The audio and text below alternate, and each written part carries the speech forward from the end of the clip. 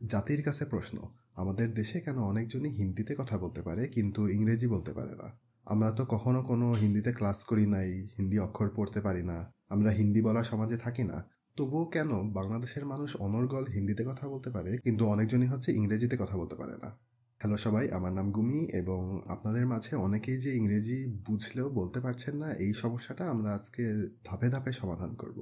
তাহলে প্রথমেই হলো ইন্টারেস্ট থাকতে হবে।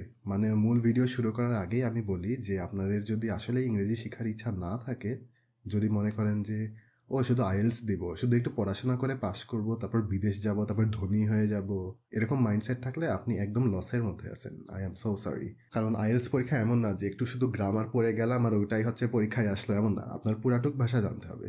আর ইন্টারেস্ট ছাড়া পড়াশোনা করা যায় মনে হয় শুধু স্কুল লাইফেই, কারণ আপনি এখন বড় হচ্ছেন, আপনার নিজের কি ইচ্ছা সেটা আপনার এখন দেখতে হবে। কারণ ইচ্ছা ছাড়া পড়াশোনা বা কোনো কাজ করা যায় না, এটা আমি ট্রাই করে দেখছি, একদমই করতে পারি নাই। যার কারণে আপনার জেনুইনলি ইন্টারেস্ট থাকতে হবে যে এটা একটা নতুন ভাষা, এটা আমি আমার এফোর্ট দিয়ে শিখতে চাই।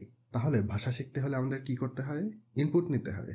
এটার মানে হলো, যেমন আপনারা হিন্দি পারেন তার কারণ হলো আপনারা যখন ছোট ছিলেন তখন আপনাদের বড় কাজিনরা, মামা চাচারা ফটাফট হিন্দিতে কথা বলতে পারতো। তারপর টিভিতে অনেক সিরিজ, মুভি বা অনেক কার্টুনই হতো যেগুলো হিন্দিতে হয়। মানে আপনার প্রচুর হিন্দি ভাষার ইনপুট আসছে, যার কারণে আপনি সহজেই বুঝতে পারছেন।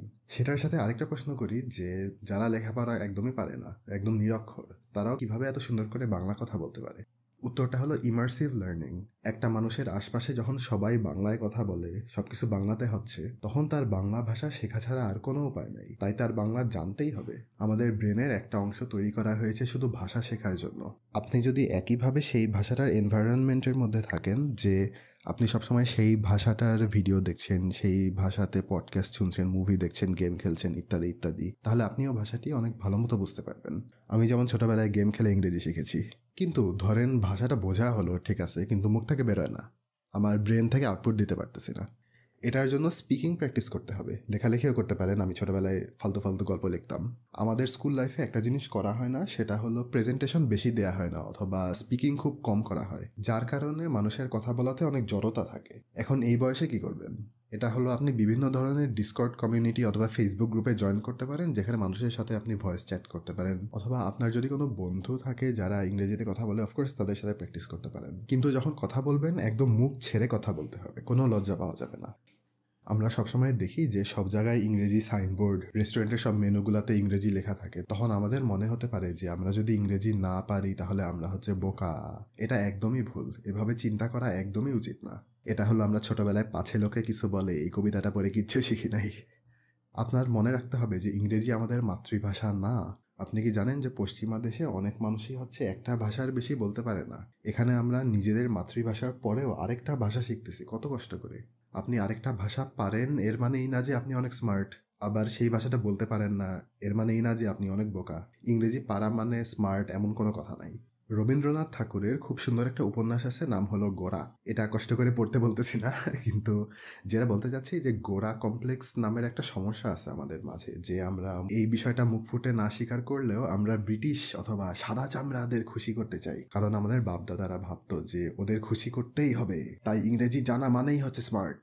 যারা ইংরেজি পারে না তারা হচ্ছে একদম কামলা, খ্যাত, অধম, বাঙালি। কিন্তু এখন আমরা স্বাধীন বাংলাদেশে থাকি। এখন যে আমরা নতুন করে ভাষা শিখতেছি, এটা পারি বা না পারি এটা নিয়ে লজ্জা পাওয়ার কোনো কারণ নেই, কারণ এটা আমাদের কালচার। আমাদের কালচার আমাদের, তোমাদের কালচার তোমাদের। আচ্ছা, কালচার নিয়ে বিস্তারিত বলার আগে একটু বলি যে ভাষা শুধু মুখ দিয়ে যেটা বলি সেটাই না, আমরা হাতের ইশারা, ইঙ্গিত দিয়ে, তারপর যে সুর দিয়ে আমরা কথা বলি, এগুলো সবটুকুই ভাষার মধ্যে পড়ে। যেমন একটা ভাষায় যদি বুড়া আঙ্গুল মানে নাইস, আরেকটা ভাষায় এটা মানে বোকা, কলা গাছ, এই টাইপের কিছু। এক ভাষায় যেমন আমরা বলি যে না ভাবি আমি আর খাবো না, আরে ওয়াও ভাবি আপনি কত ভদ্র। আরেক ভাষায় দেখবেন যে আমরা যদি একই কথা বলি তাহলে ওনারা মনে করবে যে আমার খাবার কি এতই খারাপ হয়েছে যে আপনি খাইতে চাইতেছেন না, আপনি আবার অপমান করলেন। যার কারণে একটা ভাষা শেখার সময় সেই কালচারটা একটু বুঝতে হবে। এটা আপনি যদি মুভি বা সিরিজ দেখেন তখন আস্তে আস্তে জানা হয়ে যাবে। সেই ভাষায় কথা বলার সময় আমাদের মাথার মধ্যে কিন্তু 100% অনুবাদ করা উচিত না।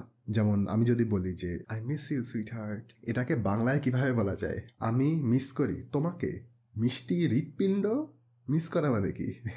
আমি কি তোমাকে ধরতে পারি না এই টাইপের?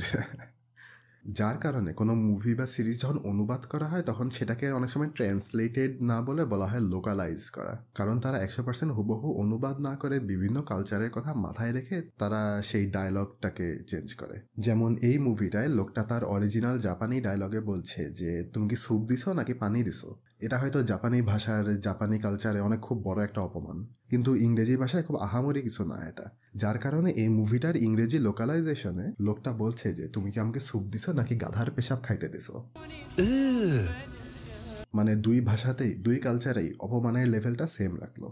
এই ছিল অ্যাডভাইস। এখন এত কথা শোনার পরেও যদি মাইন্ডসেটটা ঠিক না থাকে তাহলে 16 আনাই মিসে। আমাদের মাইন্ডসেটটা নিয়ে একটা সমস্যার কথা বলি যে আমরা সবকিছুর জন্য দালাল খুঁজি। এটাকে একটু বোঝাই বলি যে আমরা স্কুল লাইফ থেকে আমাদের টিচাররা সবকিছু হাতে ধরে শেখায় দেয় যে হোমওয়ার্কটা এভাবেই করতে হবে, এভাবেই চলতে হবে, তোমাদের নিজে থেকে চিন্তা করার কোনো দরকার নাই, শিক্ষকরাই সবকিছু দেখে দিবে, এই টাইপের। তো আমাদের দেশে একটা সরকার ছিল, নাম বলতে চাই না, সেই সরকারটা ভাবলো যে সৃজনশীল দিলে নাকি সমস্যাটার একটু সমাধান হতে পারে। তো সমাধান তো হইলই না, উল্টা আরো খারাপ হইলো যে সৃজনশীলের জন্য পোলাপাইন গাইড বই কেনা শুরু করলো, সৃজনশীল প্রশ্ন মুখস্থ উত্তর।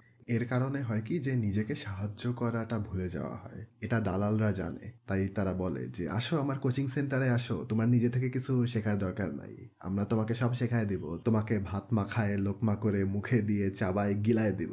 আমি গত ভিডিওতে কয়েকটা আইএলটিএস প্র্যাকটিসের লিঙ্ক দিয়েছিলাম, কিন্তু আপনারা কয়েকজন কমেন্ট করেছিলেন যে আপনাদের কাছে এই বিষয়টা খুব কঠিন লেগেছিল যে একটা লিঙ্কে যে ওয়েবসাইটে যে একটু দেখতে হবে যে প্র্যাকটিস শিটগুলো কোথায় থাকে। কিন্তু আপনাদের তো নিজেকে নিজের সাহায্য করাটা শিখতে হবে, তাই না? আপনারা যদি আসলেই আইএলটিএস দিয়ে বিদেশে যেতে চান তাহলে তো বিদেশে আপনাকে কেউ হেল্প করবে না। মানে বাংলাদেশে আপনি যেরকম আরামে আছেন, বিদেশে আপনি একদম একা, সব ফর্ম ফিল আপ, সব যাবতীয় নথিপত্র আপনাকে করতে হবে। তো এখন থেকে অভ্যাসটা শুরু করেন নিজেকে নিজে সাহায্য করা। আমি তো শুধু ছোট ছোট টুকটাক টিপস দেই, আমার কোনো কোর্স বা কোচিং নাই, কারণ আমি একটা পুতুল।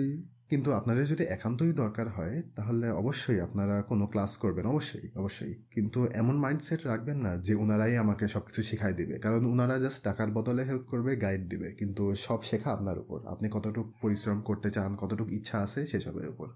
আচ্ছা, তাহলে এতগুলা কথা বললাম, এখন আপনাদের এই মুহূর্তে কি করণীয়? 3টা জিনিস। প্রথমত, আপনি বই পড়া শুরু করুন, অথবা মুভি সিরিজ দেখা শুরু করুন, অথবা পডকাস্ট শুনেন, অথবা গেম খেলেন আমার মতো, এবং তার সাথে স্পিকিং প্র্যাকটিস করুন। আপনার স্পিকিংয়ের ভয় থাকলেও আপনার মুখ ছাড়াইতে হবে। কথা ভুল বলার চেয়ে না বলাটা খারাপ। একদম মুখে হাসি বুকে বল নিয়ে বলতে হবে যে আমার নাম মফিজ, ভাড়া হয়েছে 30। এই জোকটা আমার ইয়াং অডিয়েন্সরা নাও বুঝতে পারে, এটা হচ্ছে অনেক আগে ম্যাজিক টুথ পাউডারের একটা অ্যাডভার্টাইজমেন্ট ছিল টিভিতে হয়তো। যাই হোক, দ্বিতীয়ত, নিজেকে হেল্প করার একটা বড় উপায় হলো অন্যকে হেল্প করা। আপনার যদি মনে হয় যে কারোর এই সব অ্যাডভাইসগুলো শোনা উচিত তাহলে অবশ্যই তাদের সাথে এই ভিডিওটা শেয়ার করবেন। এবং তৃতীয়ত, আরেকটা ভিডিও দেখে নেন।